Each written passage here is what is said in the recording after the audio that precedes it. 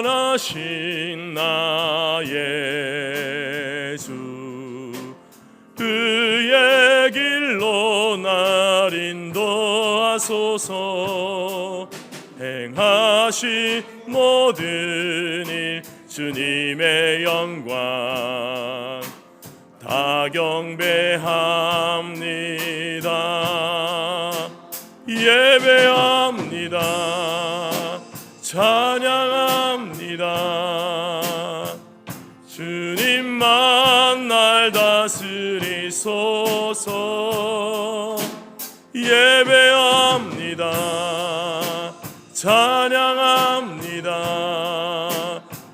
주님 홀로 높임 받. 다시 한 번 더. 완전하신 나의 주, 완전하신 나의 주, 그의 길로 날 인도하소서. 행하신 모든 일 주님의 영광 다 경배합니다.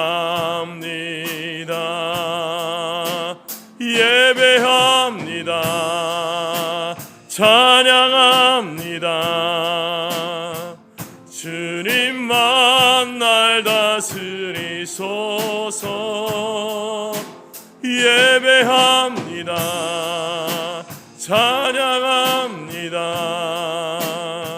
주님 홀로 높임 받으소서.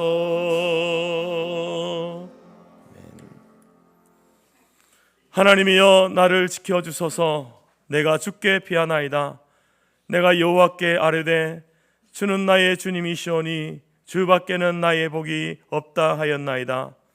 여호와는 나의 산업과 나의 자녀의 소득이시니 나의 분깃을 지키시나이다.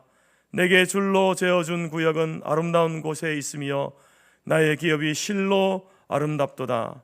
나를 훈계하신 여호와를 송축할지라. 밤마다 내 양심이 나를 교훈하도다. 아멘.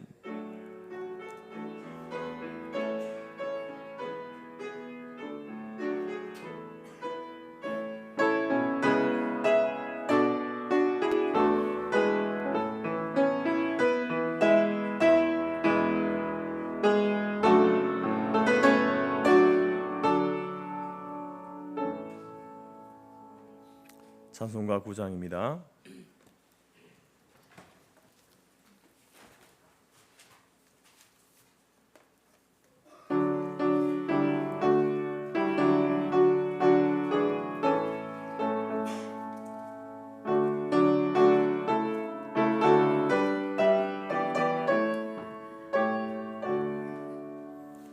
하늘에 가득 찬 영광의 하나님, 온 땅에 충만한 존귀하신 하나님, 생명과 빛으로 지혜와 권능으로 언제나 우리를 지키시는 하나님,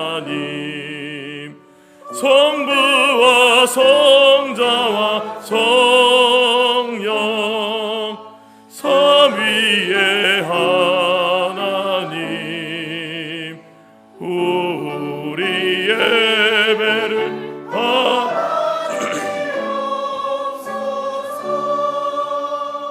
사랑이 넘치는 자비하신 하나님, 은혜가 풍성한 구원의 하나님, 참회의 심령에 평안을 주시옵고 죄악과 허물을 용서하여 주소서.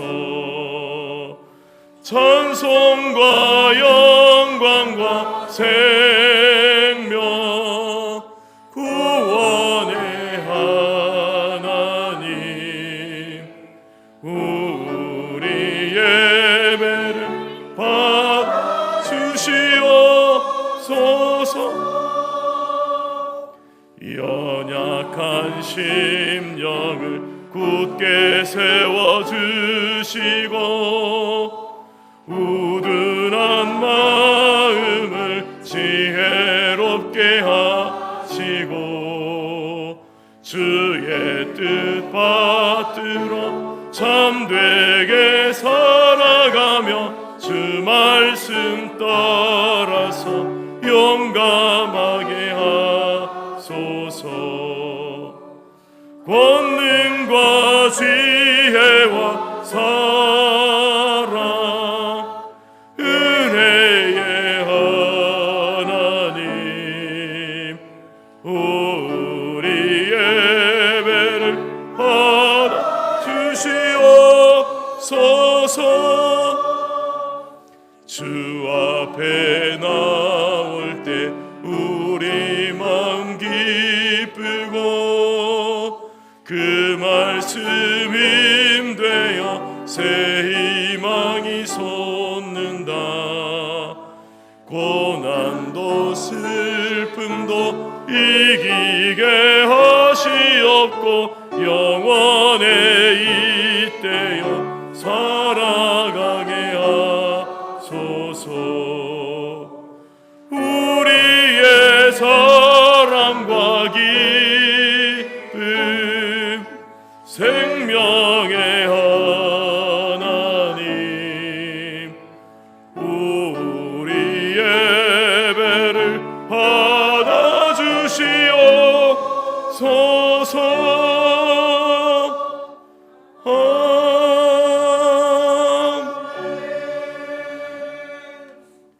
함께 사도신경으로 우리의 신앙을 고백합니다.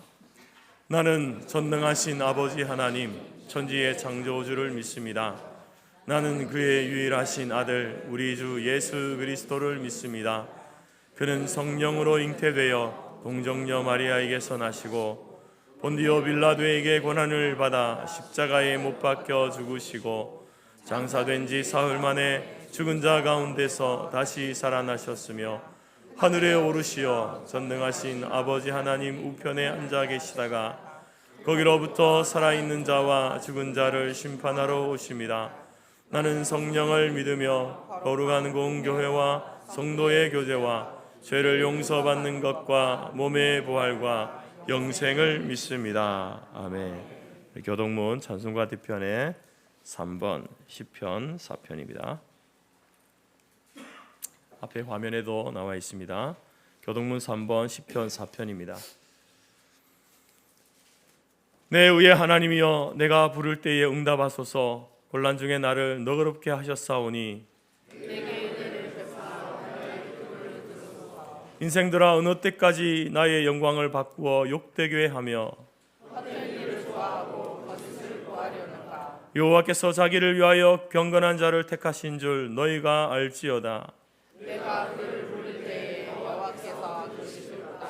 너희는 떨며 범죄하지 말지어다. 자리에 누워 심중에 말하고 잠잠할지어다. 우리의 제사를 드리고 여호와를 의지할지어다. 여러 사람의 말이 우리에게 선을 보일 자 누구뇨 하오니 여호와여 주여 일부를 들어 우리에게 주소서. 주께서 내 마음에 두신 기쁨은 그의 복과 새 보수가 풍성할 때와 나왔네.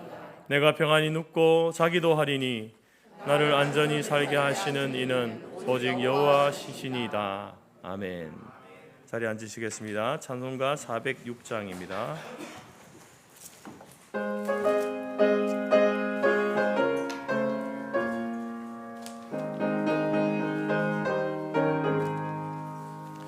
고난 내 영혼 편히 쉴 곳과 풍랑이 일어도 안전한 포구 폭풍까지도 다스리시는 주의 영원한 파리지에 주의 영원한 심판 함께 하사 항상 나를 붙드시니 어느 곳에 가든지 요동하지 않음은 주의 팔을 의지함이라. 세상 친구들 나를 버려도 예수는 함께 동행함으로 주의 은혜가 충만하리니 주의 영원한 파리지에 주의 영원한 심판 함께하사 항상 나를 붙드시니 어느 곳에 가든지 요동하지 않음은 주의 팔을 의지함이라. 나의 믿음이 연약해져도 미리 예비한 힘을 주시며 위태할 때도 안보하시는 주의 영원한 파리지에 주의 영원한 심판 함께하사 항상 나를 붙드시니 어느 곳에 가든지 요동하지 않음은 주의 팔을 의지함이라. 능치 못한 것 주께 없으니 일생을 주께 맡기며 나의 모든 짐 대신 지시는 주의 영원한 파리지에 주의 영원한 심판 함께하사 항상 나를 붙드시니 어느 곳에 가든지 요동하지 않음은 주의 팔을 의지함이라.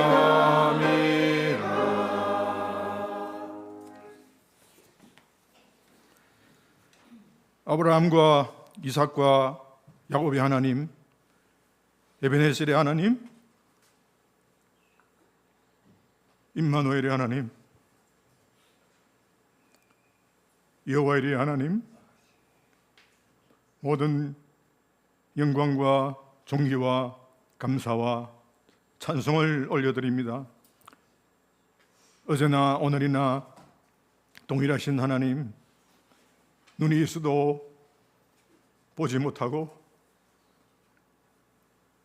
귀가 있어도 듣지 못하는 저희들에게 2025년을 허락하셔서 생명과 건강과 시간과 물질을 주시니 이 모든 것이 당연한 것이 아니라 주님의 은혜임을 고백합니다.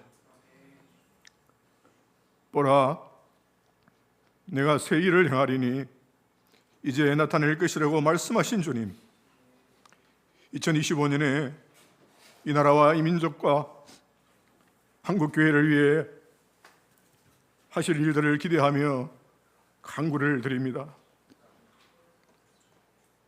지역 간, 세대 간, 계층 간, 이념 간 갈등이 심화되어 있는 이 나라와 하나님의 얼굴과 음성을 구하지 않고 양같이 걸어 행하여 각기 제 길로 가고 있는 이 민족을 불쌍히 여겨주셔서 하나님을 경외하는 이 나라와 이 민족이 되게 하여 주시옵소서.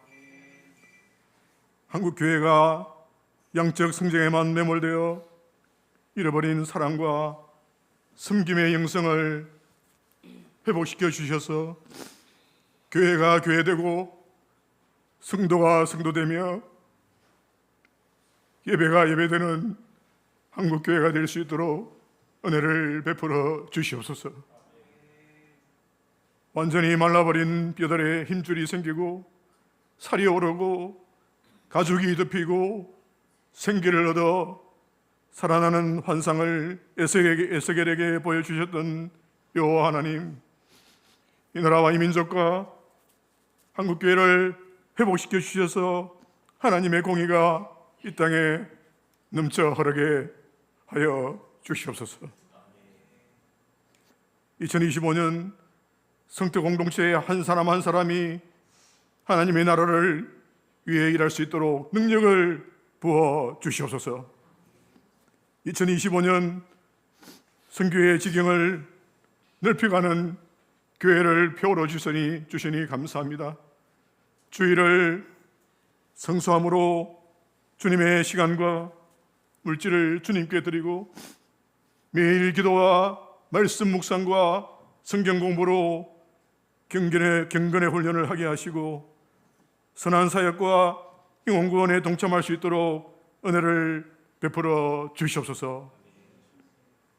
전파하는 자가 없이 어찌 들으며 듣지 못하는 자가 없이 어찌 믿으며 믿지 않는 자가 주의 이름을 부를 수 없어 구원을 받지 못한다고 하셨사오니 너희는 말씀을 전파하라. 때를 얻든지 못 얻든지 항상 힘쓰라 하는 바울의 말씀대로 실족한 영혼들, 구원받지 못한 영혼들에게 주의 말씀을 전하게 하여 주시옵소서. 성전에서 흐르는 생수의 환상을 에스겔에게 보여주셨던 살아계신 하나님, 성도 공동체에 복음의 생수가 널리 넘치게 하셔서 우리의 영을 새롭게 하여 주시고 우리를 통하여 은혜의 강물이 가정과 직장과 성도 공동체와 이 나라에 흐르게 하여 주시옵소서. 누구든지 그리스도 안에 있으면 새로운 피조물이라 이전 것은 지나갔으니 보라 새 것이 되었다고 하셨사오니 새로운 피조물이 된 저희들이 그리스도의 흔적을 가지고 그리스도의 향기를 드러내고 그리스도의 좋은 병사로 하나님을 기쁘시게 하며 하나님 말씀에 순종하는 자로 승리의 면류관을 얻으며 날마다 수고하며 추수의 기쁨을 누리는 성도 공동체가 되게 하여 주시옵소서.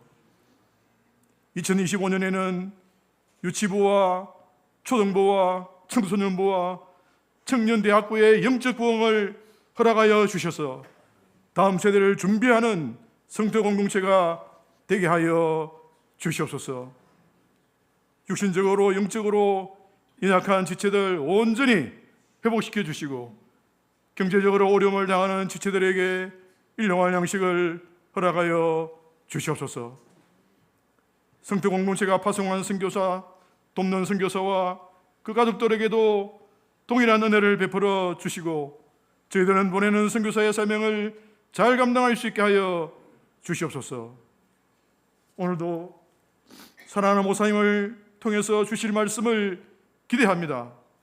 우리 한 사람 한 사람에게 예배하신 말씀의 은혜를 부어주셔서 우리를 회개케 하시고 결단케 하시고 새롭게 하시고 새 힘을 부어주셔서 주께서 주신 동산에서 주님의 복된 소식을 전하고 이웃을 내 몸처럼 섬겨 우리의 삶을 통해 우리와 함께 하시는 하나님을 우리의 이웃들이 알게 하여 주시옵소서.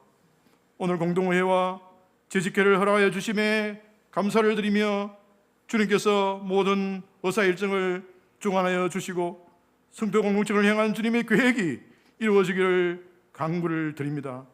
찬양대의 찬양을 받으시고 신령과 진정으로 드리는 이 예배 주님께서 홀로 영광 받으시기를 우리를 구원해 주시고 변화시켜 주시고 새 생명을 주신 예수 그리스도의 이름으로 기도드렸사옵나이다.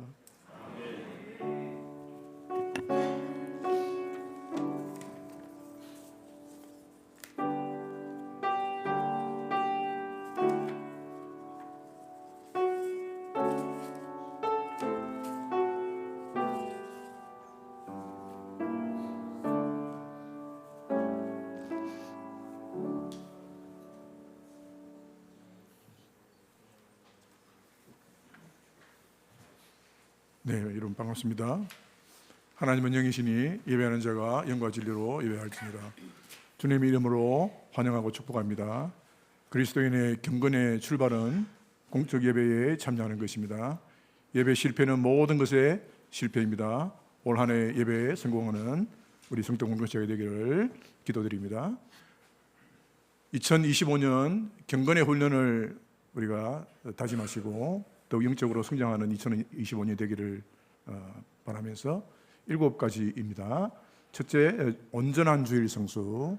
둘째, 매일 말씀 묵상, 매일 성경 보고 성경을 통독하고 성경을 필사하는. 두 번째, 경건의 생활.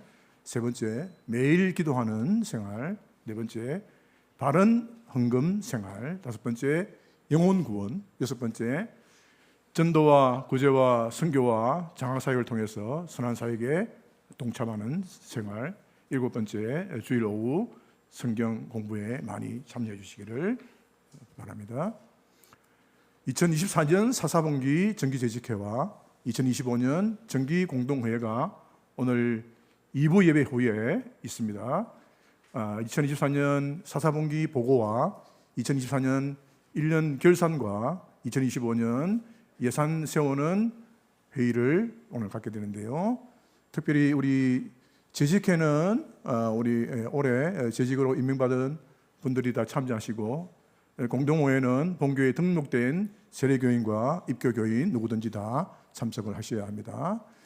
공동회의 회원이지만 재직이 아니신 분들은 뒷자리에서 참관하시고 끝난 후에 이어지는 공동회의에 참여해 주시면 감사하겠습니다. 오늘 예배 후에 목양실에서 선교사역팀 전략회의가 있습니다. 선교 원례회를 통해 신년도를 이끌어갈 임원진을 선출해서 교회에 보고해 주시면 감사하겠습니다. 오는 수요일 22일 예배 후 저녁 9시에 카톡당회가 있고요. 1월 건사 기도회는 수요 예배와 기도회 25일 참석하는 것으로 시작하게 됩니다. 다음 주 26일 오전 설교는 우리 김돈호 목사님께서 섬겨주시겠습니다. 감사를 드립니다. 노회와 교회 겨울 행사 소식을 전해드리겠습니다. 노회 청소년 겨울 수련회가 수영로 교회 경주 수양관에서 2월 10일부터 10일까지 있고요. 성터교회 유초등부 겨울 성경 캠프가 2월 23일 주일부터 24일 월요일까지 본교회당에서 있습니다. 노회 청년부 겨울 수련회가 우리 제거는 총회 신학원 천안에 있는 신학원에서 2월 27일 목요일부터 3월 3일 토요일까지 있고요. 노회 목사고시가 2월 18일 오전 10시 30분에 성태교회당에서 있게 되겠습니다. 우리 1월달 담임 목사님 일정은 26일 주일 오전 11시에 재건호암교회 설교하고 공동회의 인도하시러 갑니다. 감사합니다.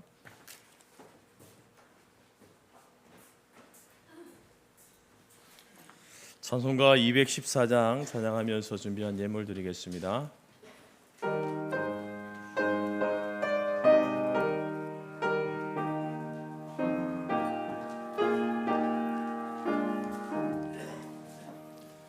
나 주의 도움 받고자 주 예수님께 빕니다.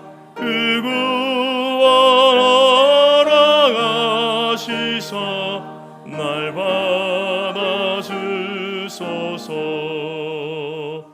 내 모습 이대로 주 받아주소서. 날 위해 돌아가신 주 날 받아주소서. 큰 죄에 빠져 영죽을 날 위해 피 흘렸으니 주 형성대로 빚으사 날 받아주소서. 내 모습 이대로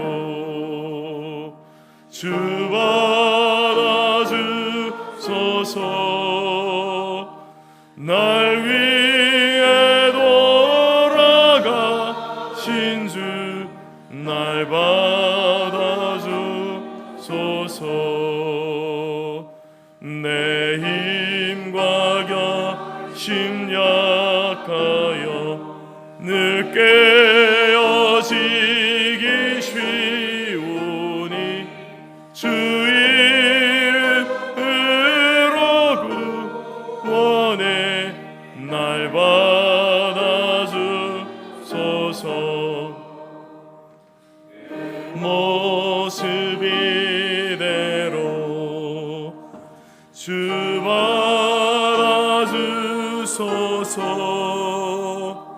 날 위해 돌아가신 주 날 받아주소서. 내 주님 서신 발 앞에 나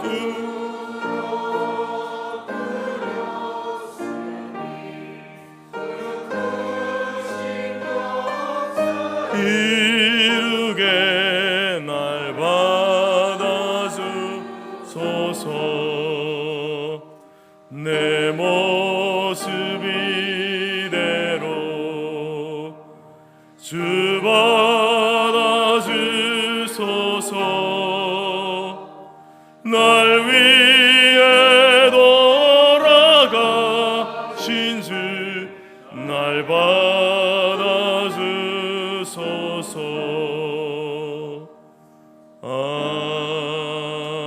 아멘. 기도하겠습니다. 하나님 아버지 감사합니다.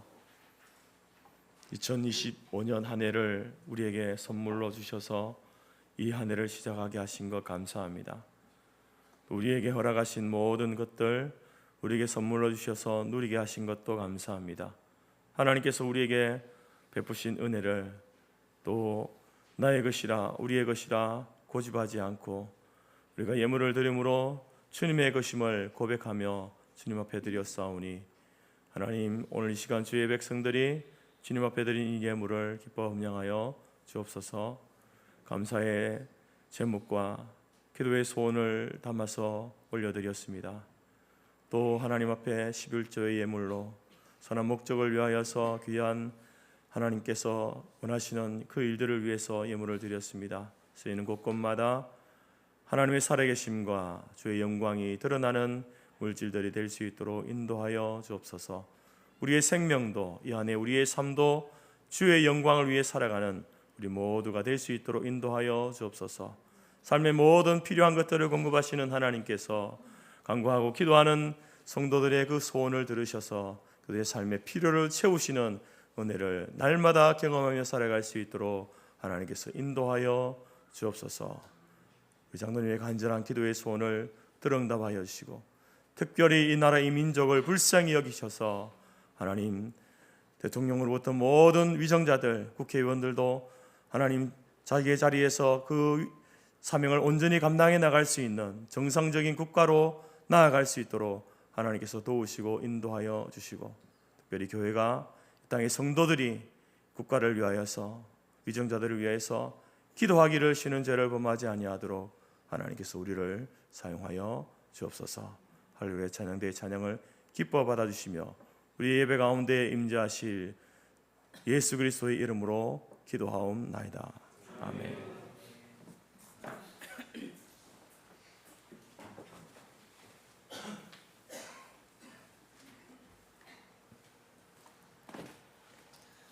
하나님이 우리에게 주신 말씀은 여호수아 5장 2절에서 12절이며 구약 324페이지입니다. 앞화면에도 있습니다. 그때 여호와께서 여호수아에게 이르시되 너는 부싯돌로 칼을 만들어 이스라엘 자손들에게 다시 할례를 행하라 하시매 여호수아가 부싯돌로 칼을 만들어 할례 산에서 이스라엘 자손들에게 할례를 행하니라. 여호수아가 할례를 시행한 까닭은 이것이니 애굽에서 나온 모든 백성 중 남자 곧 모든 군사는 애굽에서 나온 후 광야 길에서 죽었는데 그 나온 백성은 다 할례를 받았으나 다만 애굽에서 나온 후 광야 길에서 난 자는 할례를 받지 못하였음이라. 이스라엘 자손들이 여호와의 음성을 청종하지 아니하므로 여호와께서 그들에게 대하여 맹세하사 그들의 조상들에게 맹세하여 우리에게 주리라고 하신 땅 곧 젖과 끓이 흐르는 땅을 그들이 보지 못하게 하리라 하시매 애굽에서 나온 족속 곧 군사들이 다 멸절하기까지 40년 동안을 광야에서 헤매었더니 그들의 대를 잇게 하신 이 자손에게 여호수아가 할례를 행하였으니 길에서는 그들에게 할례를 행하지 못하였으므로 할례 없는 자가 되었음이었더라. 또 그 모든 백성에게 할례 행하기를 마침에 백성이 진중 각 처소에 머물며 낫기를 기다릴 때 주 여호와께서 여호수아에게 이르시되 내가 오늘 애굽의 수치를 너희에게서 떠나가게 하였다 하셨으므로 그곳 이름을 오늘까지 길갈이라 하느니라. 또 이스라엘 자손들이 길갈에 진쳤고 그달 14일 저녁에는 여리고 평지에서 유월절을 지켰으며 유월절 이튿날에 그 땅의 소산물을 먹되 그날에 무교병과 볶은 곡식을 먹었더라. 또 그 땅의 소산물을 먹은 다음 날에 만나가 그쳤으니 이스라엘 사람들이 다시는 만나를 얻지 못하였고 그 해에 가나안 땅의 소출을 먹었더라. 아멘.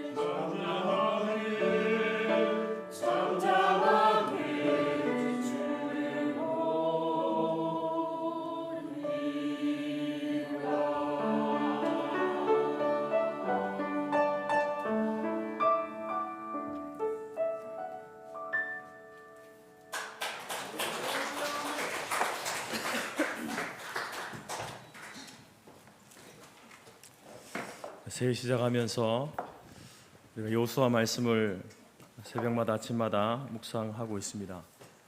여호수아의 말씀은 이제 이스라엘 백성들이 약속의 땅 가나안을 이렇게 들어가서 그 땅을 차지하고 점령하고 살게 되는 이스라엘의 역사를 이렇게 우리에게 보여주고 있습니다.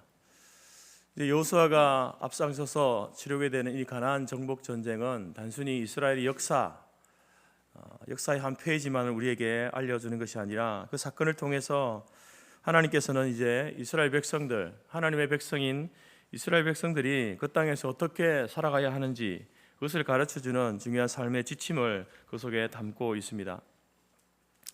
그들이 광야를 지나고 난 다음에 이제 요단강을 건너서 가나안 땅으로 들어가게 됩니다.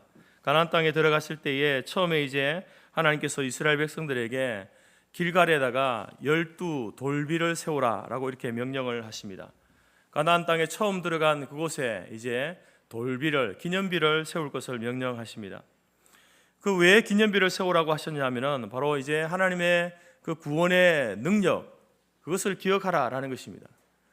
요단강을 이제 마치 마른 땅과 같이 건너게 하셨던 그 하나님의 능력과 은혜뿐만 아니라 광야를 지나오면서 그들과 함께 하시고 도우셨던 그 하나님의 은혜와 능력을 잊지 말고 기억하도록 하기 위해서 12돌비를 세우게 하십니다.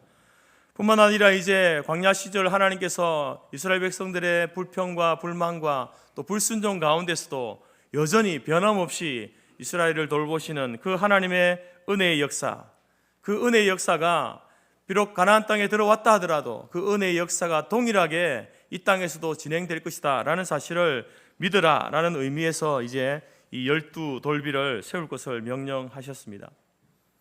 그리고 나서 두 번째 이제 명령을 내리시는 것이 오늘의 본문의 내용인데, 그 두 번째 명령은 이스라엘 백성들에게 이제 장정들에게 할례를 행하라라는 것입니다. 불신앙의 장소였던 광야의 시대를 마감하면서 하나님께서는 이제 약속의 땅 가나안 땅 거기에서 새로운 삶을 시작하는 이스라엘 백성들에게 새로운 시작을 위한 의식을 행하라라고 이렇게 제안을 하고 있습니다. 그것이 바로 할례라는 의식이죠. 그들이 광야를 지날 때에 떠오르던 그 태양은 지금 가나안 땅에 들어와서도 떠오르는 그 태양과 다르지 않습니다. 똑같은 태양, 똑같은 해가 떠오르고 있습니다. 하지만 어제의 이스라엘 백성들은 약속의 땅에 있지 않았습니다. 그러나 오늘 이스라엘 백성들은 어디에 있습니까?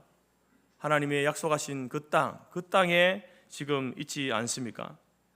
그래서 하나님께서는 이제 삶의 무대가 달라진 이스라엘 백성들에게 하여금 새로운 땅에서는 결코 오합지졸과 같은 그러한 삶을 살지 않도록 하시기 위해서 할례를 명령하고 있는 것입니다. 왜 하나님께서는 이스라엘 백성들에게 할례를 명령하고 계실까요? 그 할례의 의식이 가지고 있는 의미가 무엇이겠습니까? 오늘 우리가 이 말씀을 통하여서 새로운 땅 가나안을 정복하며 살아가야 할 이스라엘 백성들이 잊지 말아야 할 것이 무엇인가, 기억해야 할 것이 무엇인가를 살펴보기를 원합니다. 뿐만 아니라 본문의 말씀을 통해서 2025년 새로운 시대 또 새로운 삶을 살아가야 할 우리들이 잊지 말아야 할 것이 무엇인지 함께 상고하도록 하겠습니다. 첫 번째, 하나님께서는 이제 할례를 행함으로 그들이 잊지 말아야 할 것에 대해서 말씀하십니다. 그것은 바로 너희들의 신분이 무엇이냐, 자신의 신분을 다시 한번 확인하라라는 것입니다. 여호수아 1장을 시작하면서 하나님께서 이제 이 여호수아를 모세의 뒤를 이어서 이스라엘을 이끌어갈 지도자로 세우시면서 여호수아에게 여호수아의 신분이 무엇인지를 확인시켜 주지 않습니까? 그리고 오늘 5장에서는 이제 여호수아만 아니라 이제 이스라엘 백성 전체들에게 약속의 땅 가나안을 살아갈 너희들의 신분이 무엇인지 누구인지를 알려주고 있습니다. 여러분, 우리가 어떤 새로운 일을 하고 새로운 시간 속에 새로운 삶의 환경 속에 살아갈 때에 여러분, 우리가 제일 먼저 필요한 것이 무엇이냐, 무엇을 확인해야 되는가? 그것은 바로 나는 누구인가, 나의 정체성이 무엇인가 라는 것입니다. 나는 누구이며 무엇을 위해 이곳에 살고 있는가, 이것을 분명히 해야만 그 새로운 시대, 새로운 시간과 새로운 장소 안에서 성공적으로 살아갈 수 있는 것입니다. 할례라고 하는 것은 이스라엘 백성에게 있어서 하나님의 백성됨이라고 하는 아주 중요한 의미를 지닌 의식입니다. 이것은 이제 과거 아브라함과 하나님이 언약을 맺는 그 사건에서부터 시작되어지는 그러한 의식이죠. 창세기 17장에 보게 되면 하나님께서 이제 아브라함과 언약을 맺으십니다. 아브라함과 너의 후손, 대대 후손 사이에 세워서 영원한 언약을 삼는다. 너와 내 후손이 후손의 하나님이 되겠다. 너와 내 후손이 거류하는 그 땅, 가나안 땅을 주어서 영원한 기업이 되고 나는 너희들의 하나님이 되겠다. 또 아브라함에게 이르시되 그런즉 너는 내 언약을 지키고 내 후손도 대대로 이 언약을 지켜야 한다. 이렇게 하나님과 아브라함과 그 후손들 사이에 약속, 언약을 맺습니다. 그 언약을 맺으면서 언약의 표징으로서 이제 할례를 명령하시죠. 창세기 17장 10절에 보면 너희 중 남자는 다 할례를 받으라. 이것이 나와 너희와 너희 후손 사이에 지킬 내 언약이니라. 여러분, 하나님은 아브라함을 부르시면서 그 우상의 땅에서 불러내시면서 이제 아브라함과 그의 후손을 통해서 하나님의 나라를 세워갈 그 하나님의 백성들의 신분으로 이제 그들을 삼으시는 언약을 맺으십니다. 그리고 나서 이제 시간이 흐르면서 아브라함과 그 후손들과 맺었던 그 언약이 점점 이스라엘 백성들 사이에서 옅어져 가기 시작합니다. 애굽의 시대를 지나면서 그리고 또 광야의 그 불순종의 40년의 시간이 흐르는 동안 그러한 하나님의 백성이라고 하는 그들의 그 신분에 대한 그러한 의식이, 생각이 점점 옅어져 가고 있었습니다. 구체적으로 그것이 시작되어진 사건이 이제 애굽에서 나온 이후에 가나안 땅, 그 땅을 정탐하는 그 사건을 통해서 더욱더 불거지게 되어지죠. 12명의 정탐꾼을 보내었지만 10명의 정탐꾼이 돌아와서 10명이 보고하는 그 보고의 내용 가운데에 그들이 그 가나안 땅에서 보고 돌아온 그 아낙 자손, 거대한 그 족속들을 바라보면서 그들 스스로가 다시 한번 그들의 정체성을 이렇게 이제 확정하죠. 우리는 그 가나안 사람들, 그 아낙 자손들에 비하면 우리는 그들에 비하면 메뚜기와 같은 존재입니다. 우리는 메뚜기입니다. 이렇게 스스로의 정체성을 이렇게 확정짓습니다. 한없이 약하고 한없이 볼품없는 그런 존재가 바로 자신들이다라는 그러한 이야기입니다. 여러분, 이러한 것들을 소위 이제 메뚜기 컴플렉스라고 이렇게 부르는데 자기의 어떤 인생에 있어서 자기가 맞닥뜨리는 상황이나 또 어떤 대하는 사람들에 비하여서 자기는 너무나 연약하고 볼품없고 아무것도 할 수 없는, 그래서 메뚜기와 같은 존재다라고 자기를 그렇게 인식하는 겁니다. 그것을 메뚜기 컴플렉스라고 이렇게 부르는데, 실제로 여러분 자신을 그렇게 비하하고 자신을 정도 이하로 낮추는 그런 사람은요, 실제로 간이 콩알만해진답니다.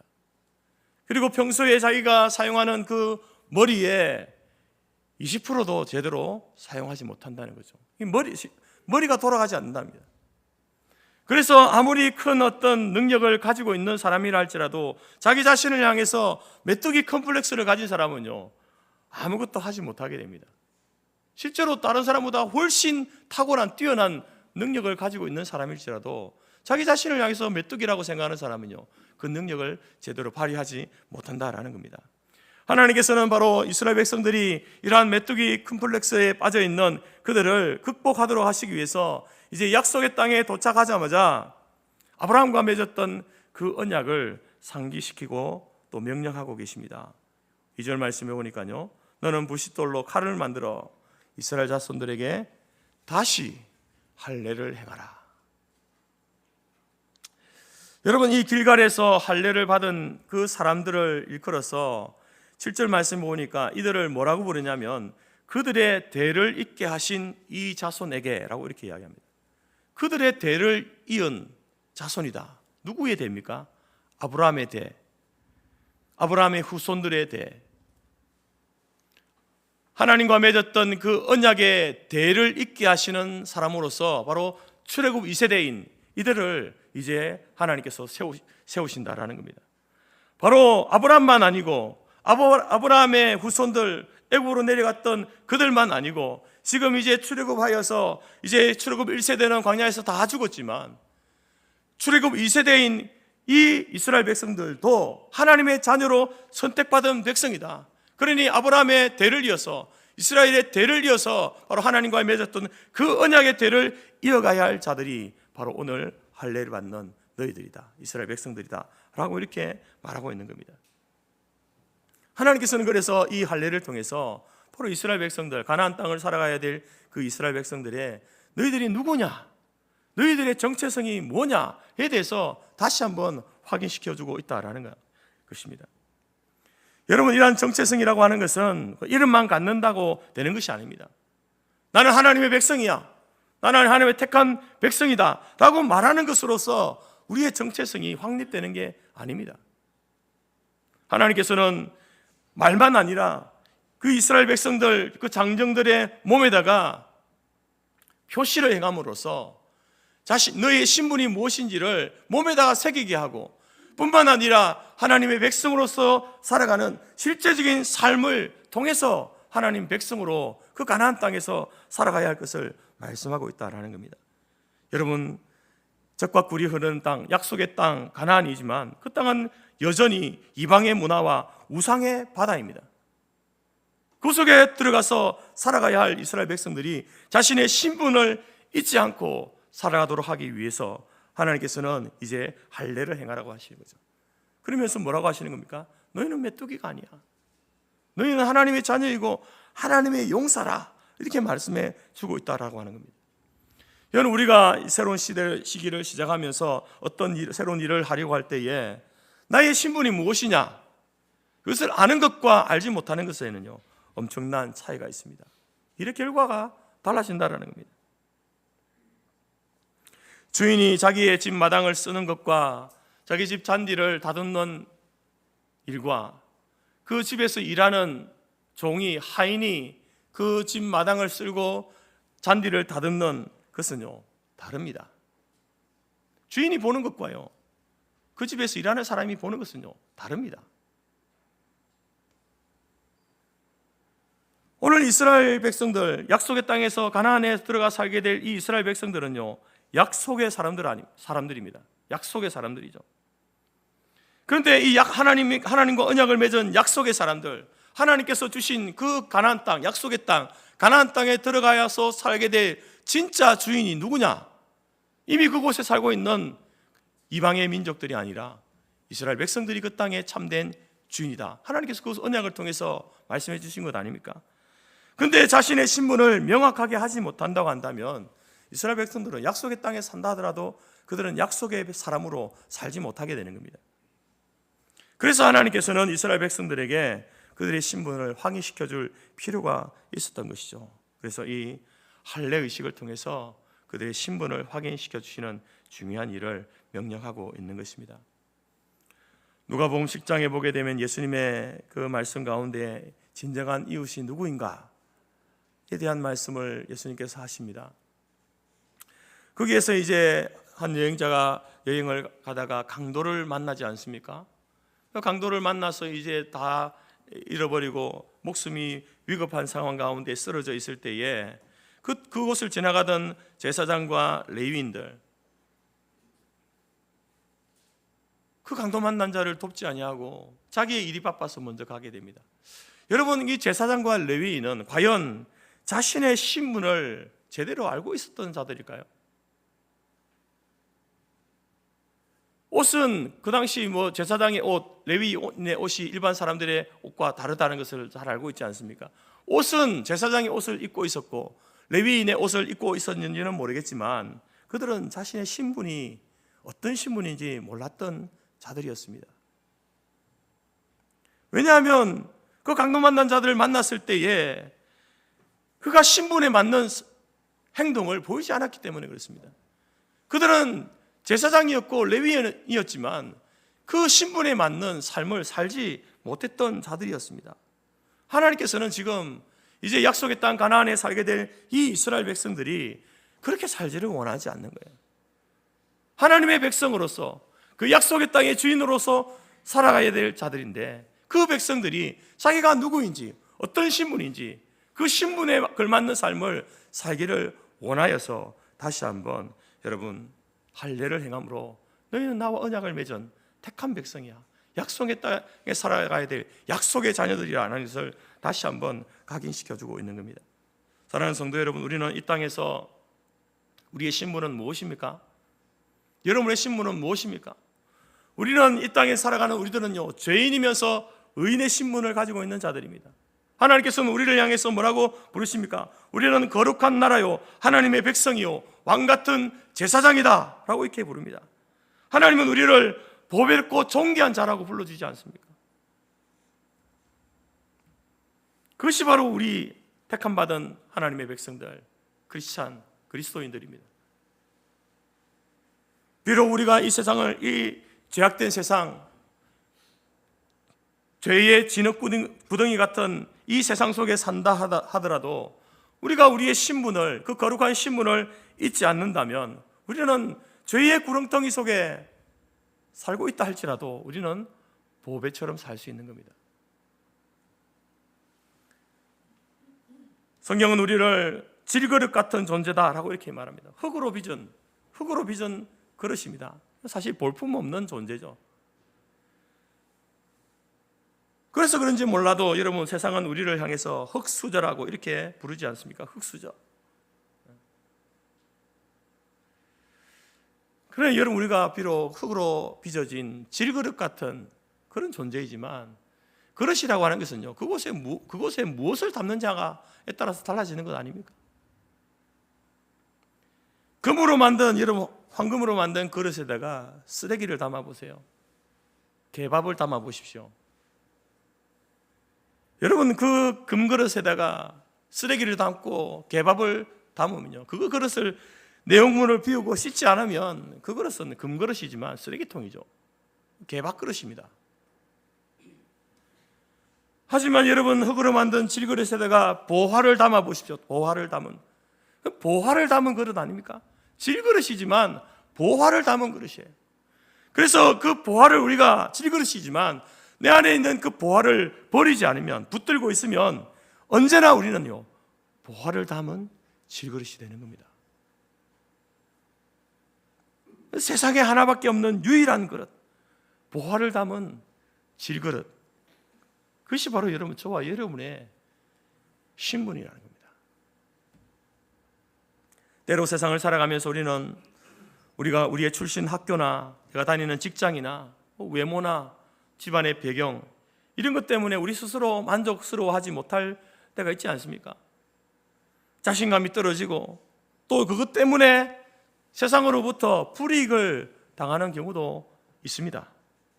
심한 사람은요, 이런 것 때문에 평생 열등감에 사로잡혀서 살아가는 사람이 있습니다. 그럴 수 있지 않습니까? 그러나 여러분, 우리 그리스도인들은 잊지 말아야 할 것이 있습니다.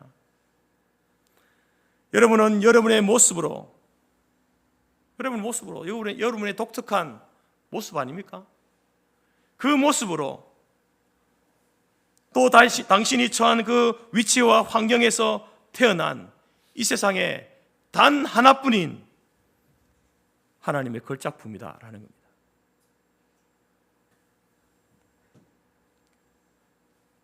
저의 모습으로, 제가 자라온 환경 가운데서 저의 모습으로 있는 존재가 이 세상에 또 있습니까? 저 하나밖에 없습니다. 유일합니다. 여러분은 마찬가지 아닙니까? 그래서 우리는요, 솔직히 말해서 우리는 세계 최고는 아닙니다. 그렇지 않습니까? 우리 대한민국에서도 내가 대한민국에서 최고다라고 말할 수 있는 분이 있습니까? 없을 것 같아요. 여러분이 일하는 분야에서 내가 대한민국의 최고야, 세계 최고야 라고 말할 수 있습니까? 그렇지 못하지 않습니까? 우리는 여러분 세계 최고는 아니지만 그래도 세계에서 유일한 존재 아닙니까? 최고는 아니지만 유일한 존재가 바로 저와 여러분들이다라는 겁니다. 바울은 이런 그리스도인들을 향하여서 로마서 8장에서 이렇게 부릅니다. 종의 영이 아니라 양자의 영을 받아 하나님을 아빠 아버지라 부를 수 있는 존재가 바로 저와 여러분이다. 그리스도인들이다라고 이렇게 이야기합니다. 하나님의 상속자요, 그리스도와 함께 한 상속자, 그것이 바로 저와 여러분들입니다. 그래서 우리는 그냥 흙수저가 아니라, 여러분, 우리는 따지고 보면요, 은혜의 수저입니다. 은혜.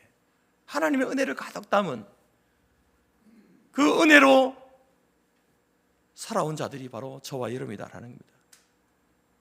사랑하는 성도 여러분, 우리는 그 무엇과도 비교할 수 없고 바꿀 수 없는 하나님의 자녀된 신분을 가진 사람입니다. 하나님은 그분의 권세와 능력과 부요를 그의 자녀되고 그의 일꾼된 저와 여러분들에게 마음껏 부어주기를 원하십니다. 우리가 어떤 형편에 처하든지 어떤 사람을 만나든지 우리 자신의 신분이 하나님의 자녀이고 예수 그리스도의 일꾼이고 군사인 것을 잊지 마시기 바랍니다. 2025년을 시작하면서 새로운 일을 계획하고 준비하고 있습니까? 여러분의 신분을 잊지 마십시오. 신분을 다시 한번 확인하고 기억하시기 바랍니다. 우리는 메뚜기가 아닙니다. 우리는 그 가나안 땅 이방인들의 밥이 아닙니다. 하나님은 저와 여러분들을 메뚜기가 아니라 용사로 부르셨습니다. 우리가 그들의 밥이 아니라 그들이 우리의 밥이다라는 이 신분을 잊지 마시기 바랍니다. 그래서 여러분, 우리가 새해 새로운 일을 시작하여 승리하여 나아가기를 원하신다고 한다면 내가 누구인지 나의 신분을, 나의 정체를 분명히 확인하고 깨닫고 그 신분에 걸맞는 삶을 살아갈 때에 이 한 해에도 우리 모두가 하나님 주시는 온전한 기쁨과 승리를 얻게 되어지는 한 해를 살아가게 될 줄로 믿습니다. 두 번째로, 하나님께서는 이제 여호수아를 통하여서 새로운 땅, 새로운 곳에서 새로운 일을 시작하는 저들에게 그들의 자세를 확인할 것을 명령하고 있습니다. 그 땅에서 어떻게 살아가야 하는가 라는 것을 이제 말씀하고 있는 것이죠. 할례를 통해서 이제 그들의 신분을 확인시켜 주셨다면 10절 말씀을 보니까 이제 이스라엘 백성들이 그 땅 가나안 땅에서 유월절을 지키게 됩니다. 유월절을 지키고 11절에 보니까 유월절 이튿날에 그 땅 가나안 땅의 소산물을 먹습니다. 그러고 나서 신기하게도 그 다음 날 광야에서 하나님께서 광야 시절을 지나면서 계속해서 내려주셨던 그 만나가 그쳤다라고 이렇게 말합니다. 그러니까 여러분, 하나님께서 만나를 주신 때로부터 광야 40년을 지나오면서 계속해서 하늘의 만나가 내렸고 그것을 이스라엘 백성이 먹고 살았다라는 겁니다. 그런데 가나안 땅에서 유월절을 지키고 그 땅의 소산물을 먹자 하늘의 만나가 그쳤답니다. 이거 무슨 의미일까요? 여러분, 만나는, 광야에서 내렸던 그 만나는요, 이스라엘이 불평했을 때에도 그치지 않았던 하나님의 은혜입니다. 그들의 불신앙 가운데서도 그치지 않았던, 그래서 하나님께서 이스라엘과 함께 하시고 하나님께서 이스라엘 백성들에게 은혜를 베푸신다라고 하는 것에 대한 가시적인 증거, 그게 만나였습니다. 그런데 지금 그 만나가 그쳤습니다. 약속의 땅에 들어왔는데 그 만나가 그쳤다는 겁니다. 그런데 이 일의 시작이 무엇입니까? 유월절을 지키는 것에서부터 시작되는 거죠. 가나안 땅에 들어가서 이스라엘 백성이 유월절을 지킵니다. 유월절을 지켰다라는 것은요, 그리고 그 땅에 사는 소산물을 먹었다는 것은 어떤 면에서는요, 이스라엘 백성들이 일부러 만나를 거부하는 것과 같은 그런 행동입니다. 마치 어린 아기가 태어나서 이제 엄마의 젖을 먹고 자라지 않습니까? 근데 이제 엄마의 젖을 먹다가 나중에 되면은 이제 밥을 먹고 고기를 먹어야 하는 것처럼, 먹여야 하는 것처럼 그 엄마 젖을 이렇게 떼야 되지 않습니까? 그것처럼 하나님께서 유월절을 지키고 땅에 나는 소산물을 먹임으로 이제 새로운 방식의 만나가 아닌 만나로 하나님의 은혜의 그 가시적인 증거였다고 하면 이제 가나안 땅에서는 새로운 방식의 하나님의 은혜가 있을 것이다 라고 하는 그것을 하나님께서 말씀하시면서 그것을 확신하라는 의미로 만나가 그치게 되는 겁니다. 여러분, 그래서 이 길갈에서 이스라엘 백성이 지킨 이 유월절은요, 다른 말로 하면요, 순종의 절기다라고 이렇게 말할 수 있습니다. 부모된 여러분들은 자식들에게 잔소리를 많이 하는 편입니까? 적게 하는 편입니까? 이제 자식이 자라서 이렇게 청년이 되고 또 결혼을 하거나 독립해야 할 때가 되면 기꺼이 이제 우리가 부모로서 자녀의 독립을 이렇게 환영하지 않습니까? 자식이 독립한다라고 했을 때 그렇게 하도록 해라. 그렇게 한다고 해서 여러분 자식을 포기하는 게 아니잖아요. 옆에서 지켜보고 있는 겁니다. 그러다가 혹 실수를 하거나 혹은 또 잘못될라 치면은 부모로서 또 이제 옆에서 도와주는 일은 할 수 있죠. 하지만 여러분, 이제 독립한 그 자녀들에게 전적으로 하나에서부터 10것까지 다 챙겨주지는 않습니다. 그렇게 해서도 안 되고요. 왜냐하면 이제부터는 그가 자기 앞에 당면한 문제들을 스스로 해결할 수 있는 능력을 가지고 있고 또 그렇게 해야 하는 때이기 때문에 그렇습니다. 지금 광야를 지나고 요단강을 건너서 길갈로 들어온, 약속의 땅으로 들어온 이스라엘 백성들은요, 어린 아이가 아닙니다. 그들은 이미 청소년기를 지나서 영적으로 청년기에 들어선 자들입니다. 그래서 하나님께서는 이제 할례를 통하여서 그들의 신분을 확인시켜 주는 거예요. 너 어린아이가 아니야. 그리고 그들이 하나님 앞에서 이 약속의 땅 가나안 땅에서 어떻게 살아가야 하는지 그 자세를 확인시켜 주고 있는 것, 그것이 바로 여러분 유월절을 지키는 일이었습니다. 유월절을 지키면서 그 땅의 소산물을 먹고 그 이후로부터 만나가 그쳤습니다. 그래서 여러분 유월절을 지킨다는 것은 바로 이제 약속의 땅 가나안 땅에서는 광야에서 내려주셨던 그 만나를 의지해서 살아가는 것이 아니라 이제는 하나님께서 주실 또 다른 은혜의 방법, 또 다른 은혜의 방식, 만나가 광야에서 마치 어린아이 같은 청소년기와 같은 그런 이스라엘 백성에게 하나님이 내려주셨던 은혜의 방식이라고 한다면 가나안 땅에서는요, 그 만나가 아닌 또 다른 방식의 하나님의 은혜가 주어진다라는 겁니다. 그것이 뭐냐면은 바로 가나안 땅에서 제공되는 그 물과 그 땅을 통해서 하나님께서 그들에게 먹을 것을 제공하신다라는 사실을 이스라엘 백성들로 하여금 믿고 신뢰하고 따를 것을 말씀하고 있는 겁니다.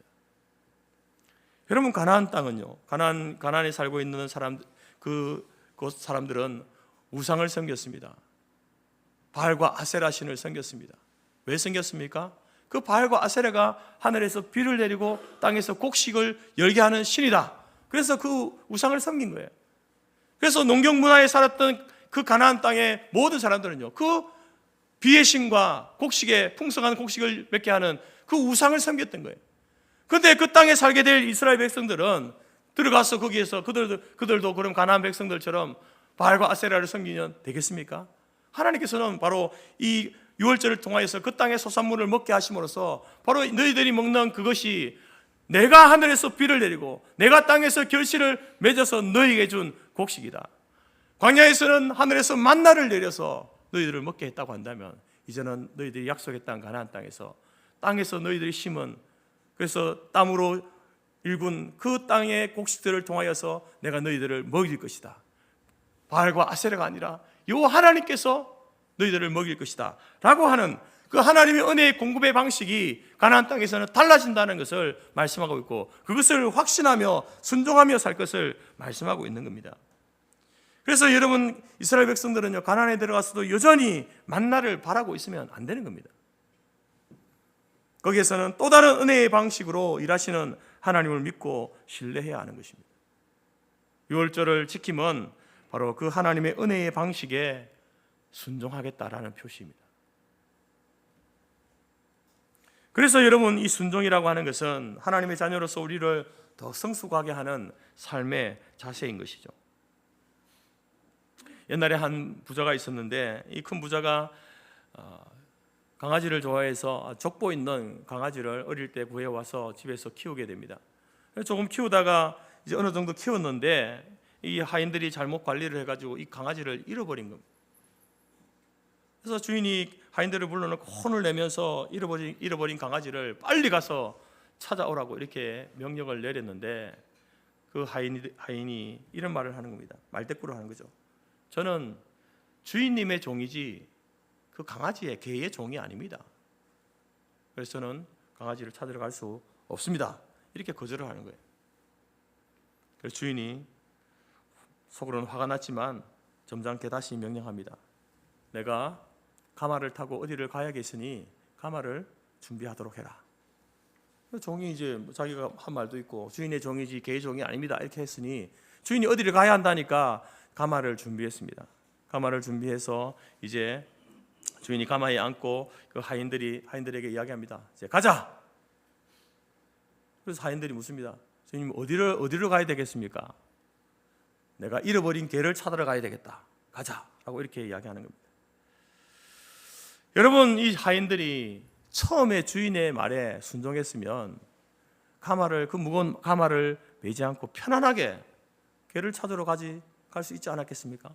처음에 순종했다면 편안한 몸으로 그렇게 갈 수 있었을 텐데, 여러분, 순종하지 않음으로 인해서 가마를 들고 그 가마의 주인을 태우고 10배나 힘들게 개를 찾으러 가게 되었다라는 거죠. 여러분, 이스라엘 백성들은 광야를 지나면서 이 불순종이 그들에게 얼마나 무거운 짐을 지우는지 그들은 경험했습니다. 그리고 깨달았습니다. 불순종이 얼마나 자기 자신을 힘들게 하는가, 하나님 말씀에 순종하는 것이 얼마나 큰 복이고 축복인가를 그들이 알게 됩니다. 가나안 땅에서는 더 이상 만나가 내리지 않습니다. 하나님의 은혜가 만나라는 방식으로 오지 않습니다. 이제는 또 다른 방식으로 온다라고 말씀하죠. 가나안에서 그 땅과 그 땅의 물을 통하여서 하나님 곡식을 열게 하셔서 그들을 먹이시겠다고 말씀하는 겁니다. 그것은 가나안 땅의 우상인 바알과 아세라가 아니라 여호와 하나님께서 너에게 주는 순종의 선물이다라고 말씀하고 있는 것입니다. 그리고 이스라엘 백성들은 유월절을 지키고 그 땅의 소산물을 먹음으로 인하여서 하나님의 새로운 은혜의 방식에 내가 순종하며 살겠습니다 라고 결단하고 있는 것이죠. 여러분, 저와 여러분들은 오늘 이 시대의 영적 가나안 시대를 살고 있습니다. 우리가 살아가고 있는 우리 삶의 주변에도 이방 문화와 여러 악한 세상의 문화와 다방면으로 우리는 영적 전쟁을 치르고 있습니다.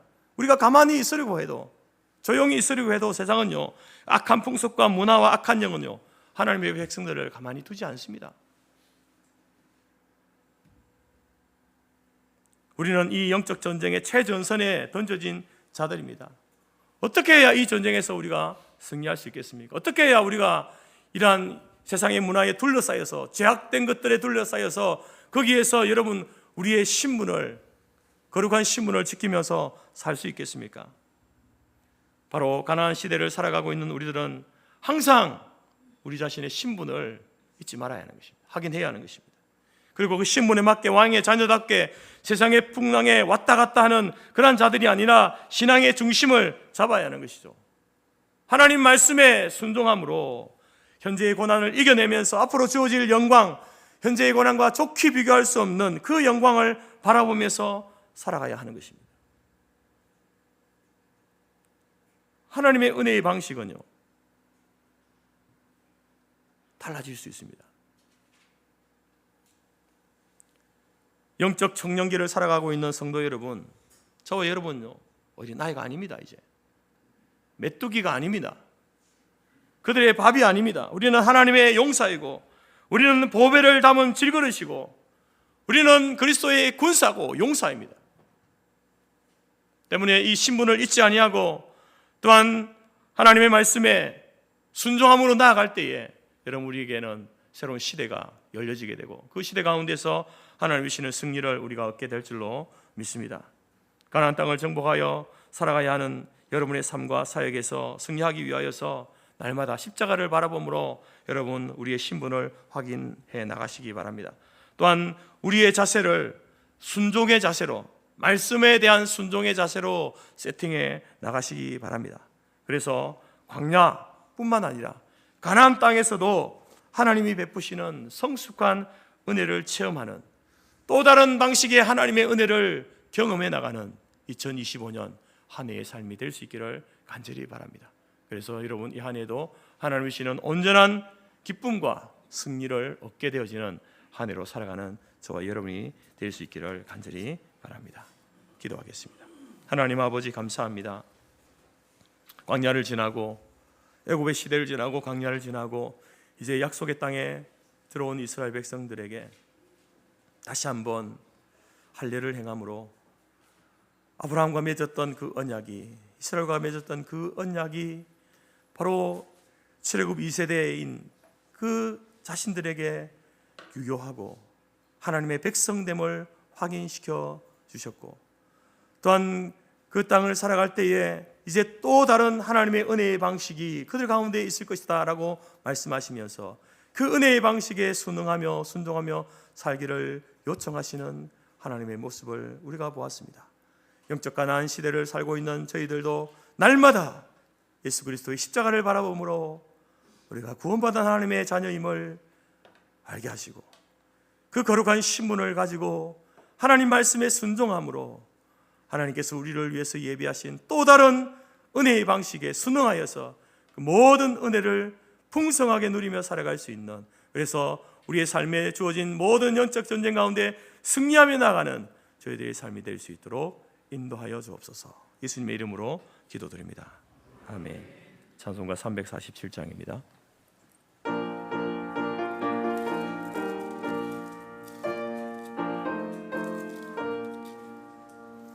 허락하신 새 땅에 들어가려면 마음의 준비 다하여 힘써 일하세. 여호수아 본받아 앞으로 가세. 우리가 알쳐서는 주님 품일세.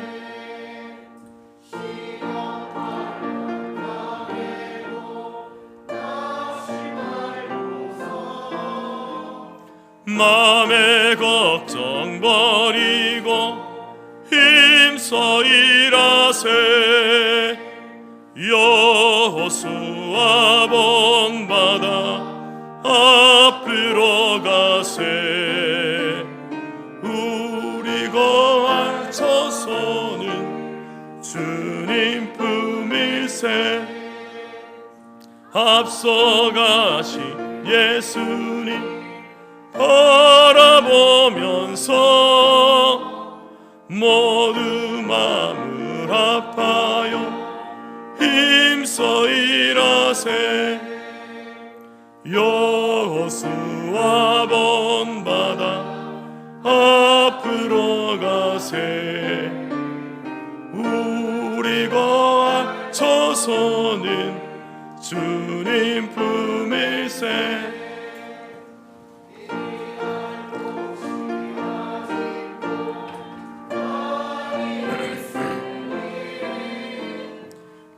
담대하게 나가서 힘써 일하세. 여호수아 본받아 앞으로 가세. 우리가 알쳐서는 주님 품일세. 기도하겠습니다. 지금은 우리 주 예수 그리스도의 은혜와 하나님 아버지의 크신 사랑과 성령의 교제 교통 충만케 하신 은혜가 새로운 시간, 새로운 시대 2025년을 살아갈 때에 예수 그리스도의 십자가를 바라보므로 우리의 거룩한 신분을 날마다 확인하고, 또한 하나님께서 우리에게 베푸실 또 다른 은혜의 방식에 순응하며 하나님이 주시는 놀라운 은혜 가운데 승리하며 살아가기로 마음에 소원하고 작정하는 모든 주의 백성들 머리 위에와 그들의 가정과 기업과 자녀와 우리가 속한 성토교회와 재건재단 위에 지금부터 영원토록 함께 있을지어다. 아멘.